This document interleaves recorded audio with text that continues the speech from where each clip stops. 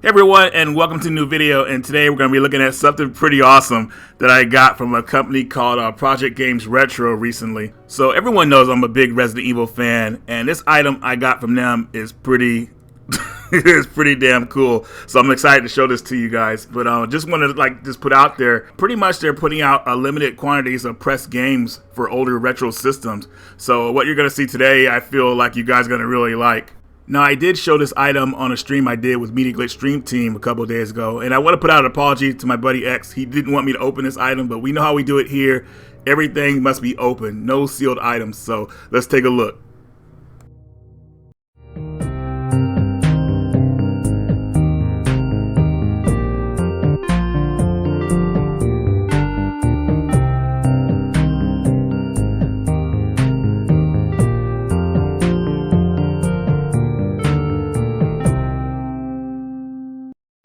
Alright, so here is a look at the prototype collector's edition of the Resident Evil PlayStation collection. This came to me at a total surprise. I guess the people who created this saw my Resident Evil collection video and they wanted me to take a look at this. And this box is outstanding. As you can see here, it comes with pretty much all the PlayStation versions of Resident Evil games, even Resident Evil 1.5, which was the original Resident Evil 2. And it comes with a playable version of that. And on the back, you see here STARS members all together. You would see this photo only in Resident Evil 2 and Resident Evil 3 when you went to the STARS office at the police station. And I think that's outstanding that they actually put that as the back art. Now, even though I feel like I'm a hardcore fan of the series, I've never been able to name the top left and the bottom left characters in this picture. I know one of them is a helicopter pilot for Bravo Team, but I don't know who the other guy is. But anyways, here are the games stacked together nice and neat. It's funny, I almost didn't want to open this thing, but, obviously we got to look at this and try these games out. But, like something like this, it's just like I can understand why collectors want to keep like certain things sealed. But here is Resident Evil Director's Cut.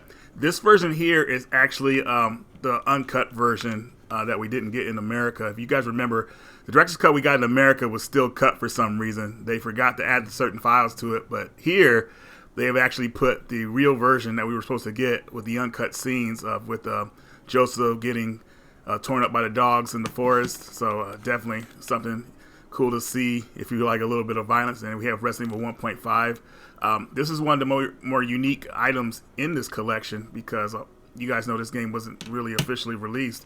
And then we have Resident Evil 2 here, DualShock version. Not too much changes in this version, but still, gotta have Resident Evil 2 with this collection. Then, of course, my favorite Resident Evil game of all time, Resident Evil 3, that still has not changed to this day.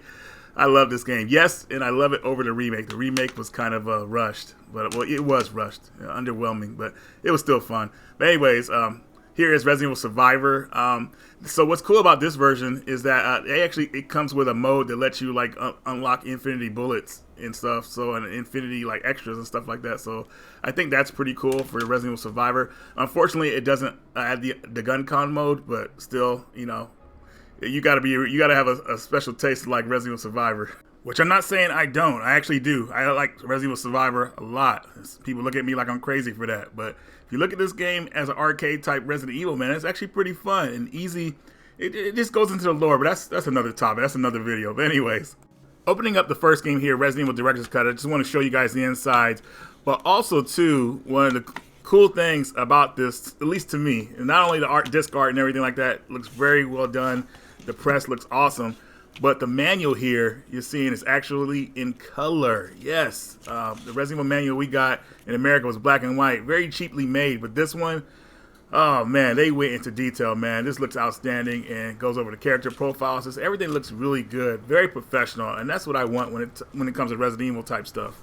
Now, taking a look at Resident Evil 1.5, this one actually really surprised me. This had a full manual in detail about the history of the game, plus the characters, the enemies that were in the game. And also here you can see Brian Irons, the chief of police. He was actually a supporting character in this version, so he was actually going to help Leon try to escape the police station. But instead, in the original version that we got, he ended up being a sadistic killer that killed a lot of the police officers in the police station for trying to escape. But very happy with the detail in this manual. Resident Evil 2 DualShock version. So this added the extra modes. I think it was called Extreme Mode, where you can play as Chris Redfield and a couple other characters. And you can see here, the manual is pretty much the same as the one that we got in America, except this one has a little bit of color to it. But what's really cool that comes with this is actually there is a map of Raccoon City that they printed out for you. And as you can see here, this looks freaking awesome. It kind of reminds me of how Silent Hill's maps looked when you played the first Silent Hill game. This is just outstanding. I was very impressed with this, and they just really paid attention to detail. And then we have Resident Evil 3's manual. And all about these manuals too, the pages are actually laminated, so not like paper like most manuals were in America. So definitely a plus with these. But as you can see, this one looks good as well. And here is Resident Evil Survivor. Like I said, I like this game, but most people do not, unfortunately. But this manual here, I don't remember the manual too much from the American version, but I know it was in black and white, at least from what I remember. But as you can see here, very detailed here. It shows Lot and his little sister, the crazy old man who would call you on the phone booth saying you were a murderer. And the infamous Vincent, he's in here as well. So as you can see, guys, these are really well done. Now here I want to show you all how the game discs look up close. Now these game discs are pressed, so they're not burnt. So this is how the art looks for them, and I think it's well done. But the thing with PlayStation 1 games is that nobody's found out how to go bypass like the system pretty much. So you have to play these games on a modded console if you want them to work. And when I say modded console, that means modded PS1, modded PS2, or heck, or even a test system PS2 or a test system PS3. These will work on those systems unless the system needs to be modded.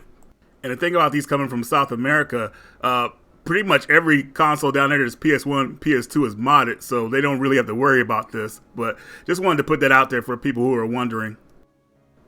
Now here are some of their Sega CD and Panasonic 3DO releases coming up soon. And all these games are in English and will play on a regular console without being modded, so that's always a plus. And of course, you see something cool like Snatcher here, which is like a really expensive game. Definitely something I'm looking forward to. Alright everyone, so I hope you enjoyed the video.